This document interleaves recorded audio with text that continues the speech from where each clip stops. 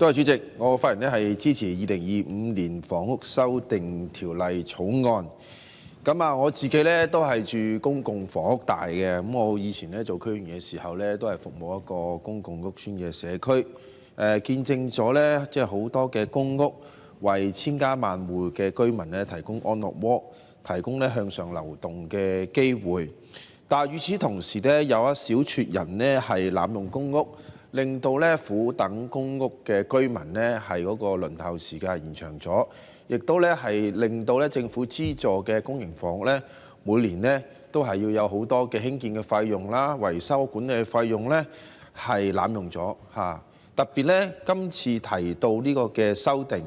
係點樣打擊一啲嘅嚴重嘅濫用呢？除咗你話過去幾年有8000個收翻嘅單位之外，一啲嚴重嘅濫用，包括係分租啊、出租啊、做業務嘅用途啊、做倉儲嘅用途啊，呢啲係最唔能夠接受㗎。除咗過去就係終止嘅租約之外更加係會刑事處理，最高係可以罰款50萬並監禁1年嘅。呢個方向我覺得係旗幟鮮明去説明咗公營房屋嘅資源珍貴，公共資源係不能被濫用，亦都保障我哋有需要嘅居民能夠享用到，盡快享用到公屋嘅資源。另外一個針對方便或者係有利於執法亦都賦權獲授權人士要求有關人士提供資料，防止過去有啲嘅檢控嘅情況。佢去到嗰個地方，我懷疑佢係咪嗰個住戶啊？佢又唔出示身份證明文件啊，又喺度拖拉啊、扯皮嘅情況。亦都對於一啲虛假陳述啊、拒絕提交資料啊，延長咗嗰個檢控時效，由過去嘅犯罪後2年同埋被發現嘅半年就延長至犯罪後嘅6年同埋被授權人士發現嘅1年。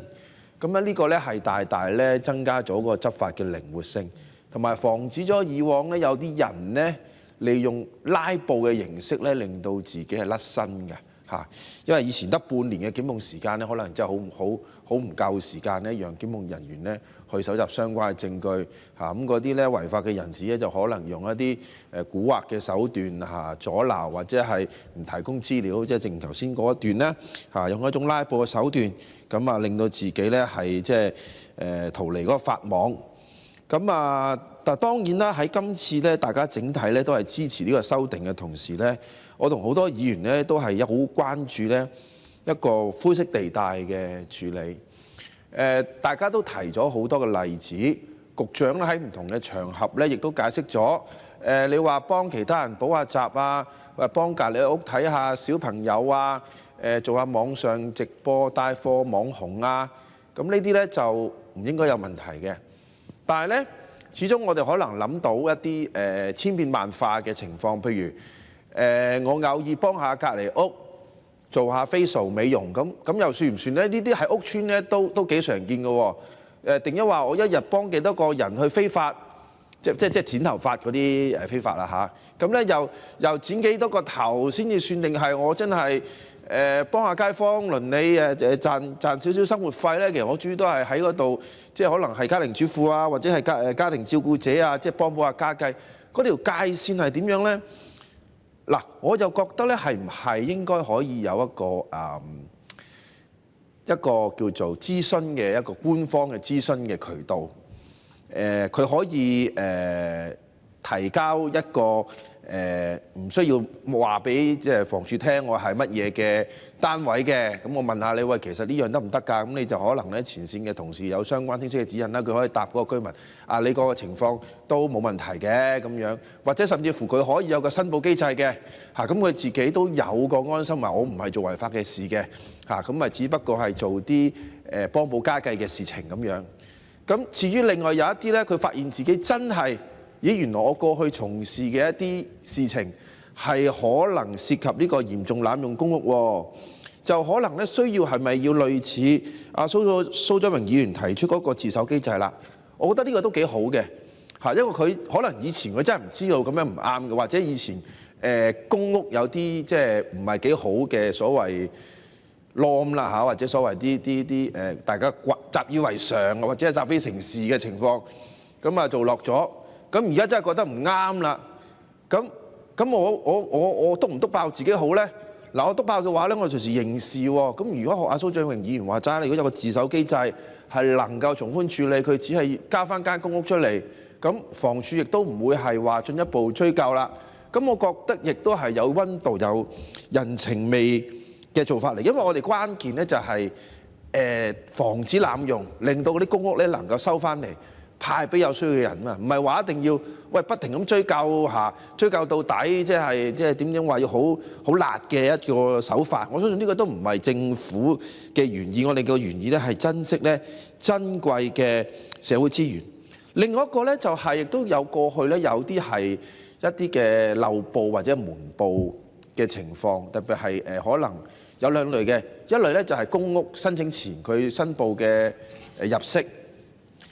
咁如果我超咗少少嗰一年，我真係有啲突如其來嘅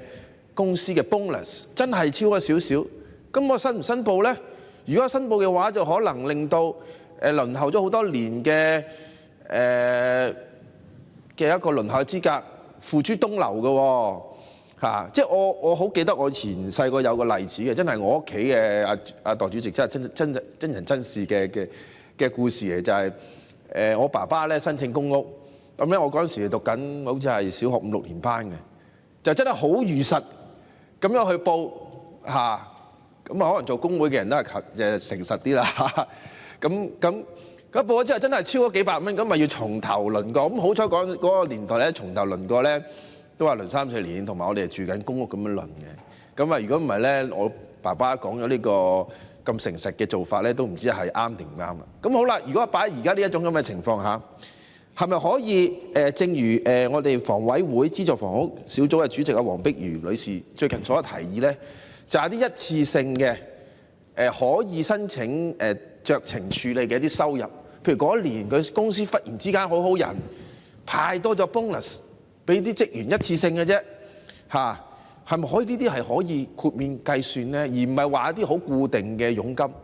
嚇，咁令到佢又唔需要講大話，但係亦都令到佢呢，